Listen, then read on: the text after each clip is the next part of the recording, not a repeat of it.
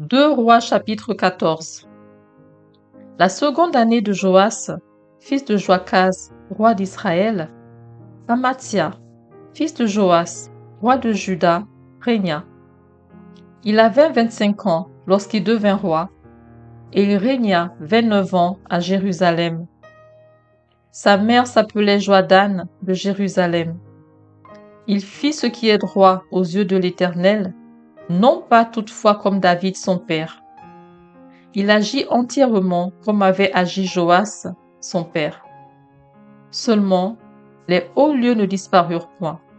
Le peuple offrait encore des sacrifices et des parfums sur les hauts lieux. Lorsque la royauté fut affermie entre ses mains, il frappa ses serviteurs qui avaient tué le roi, son père.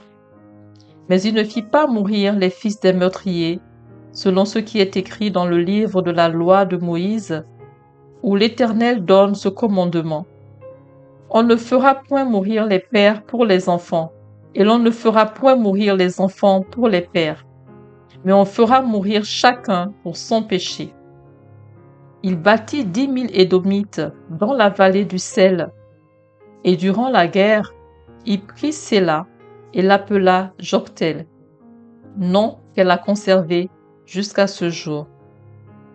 Alors Amathia envoya des messagers à Joas, fils de Joachaz, fils de Jéhu, roi d'Israël, pour lui dire: Viens, voyons-nous en face. Et Joas, roi d'Israël, fit dire à Amathia, roi de Juda: L'épine du Liban. Envoya dire au cèdre du Liban: Donne ta fille pour femme à mon fils. Et les bêtes sauvages qui sont au Liban passèrent et foulèrent l'épine. Tu as battu les Édomites, et ton cœur s'élève.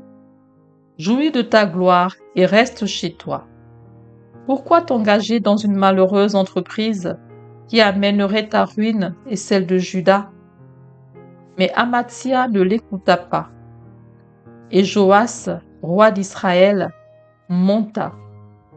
Et ils se virent en face, lui et Amathia, roi de Juda, à Beth-Shemesh, qui est à Juda. Juda fut battu par Israël, et chacun s'enfuit dans sa tente.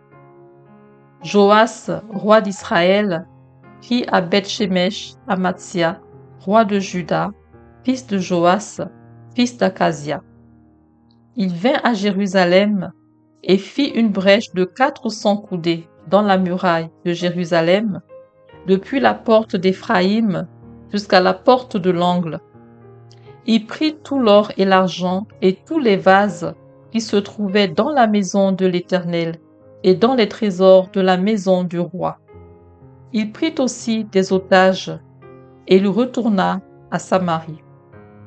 Le reste des actions de Joas, ce qu'il a fait, ses exploits et la guerre qu'il eut avec Amathia, roi de Juda, cela n'est-il pas écrit dans le livre des chroniques des rois d'Israël? Joas se coucha avec ses pères, et il fut enterré à Samarie avec les rois d'Israël. Et Jéroboam, son fils, régna à sa place. Amathia, fils de Joas, roi de Juda, vécut 15 ans après la mort de Joas, fils de Joachaz, roi d'Israël. Le reste des actions d'Amathia, cela n'est-il pas écrit dans le livre des chroniques des rois de Juda? On forma contre lui une conspiration à Jérusalem et il s'enfuit à Lachis. Mais on le poursuivit à Lachis, où on le fit mourir. On le transporta sur des chevaux et il fut enterré à Jérusalem avec ses pères dans la ville de David. Et tout le peuple de Juda prit Azaria, âgé de 16 ans, et l'établit roi à la place de son père Amathia.